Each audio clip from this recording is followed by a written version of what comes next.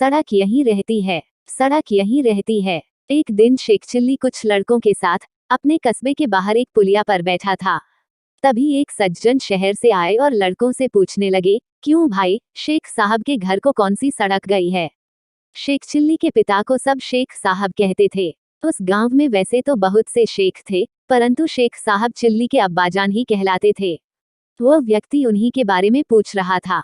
वह शेख साहब के घर जाना चाहता था, परंतु उसने पूछा था कि शेख साहब के घर कौन सा रास्ता जाता है। शेख चिल्ली को मजाक सूझा। उसने कहा, क्या आप ये पूछ रहे हैं कि शेख साहब के घर कौन सा रास्ता जाता है? हाँ हाँ, बिल्कुल, उस व्यक्ति ने जवाब दिया।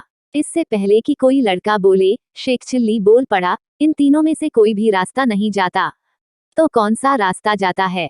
कोई नहीं। क्या कहते हो बेटे, शेख साहब का यही गांव है ना? वो इसी गांव में रहते हैं ना? हाँ, रहते तो इसी गांव में हैं।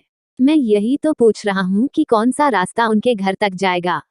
साहब, घर तक तो आप जाएंगे। शेख चिल्ली ने उत्तर दिया, ये सड़क और रास्ते यहीं रहते हैं और यहीं पड़े रहेंगे। ये कहीं नहीं जाते, ये बेचारे तो चल ही नहीं सकते। इसीलिए मैंने कहा था कि ये रास्ते, ये सड़कें कहीं नहीं जाती, यहीं पर रहती हैं। मैं शेख साहब का बेटा चिल्ली हूँ। मैं वह रास्ता बताता हूँ जिस पर चलकर आप घर तक पहुँच जाएंगे। अरे बेटा चिल्ली, वह आदमी प्रसन्न होकर बोला, तू तो वाकई बड़ा समझदार और बुद्धिमान हो गया है। तू छोटा सा था जब मैं गांव आया था, मैंने गोद में खिलाया है तुझे।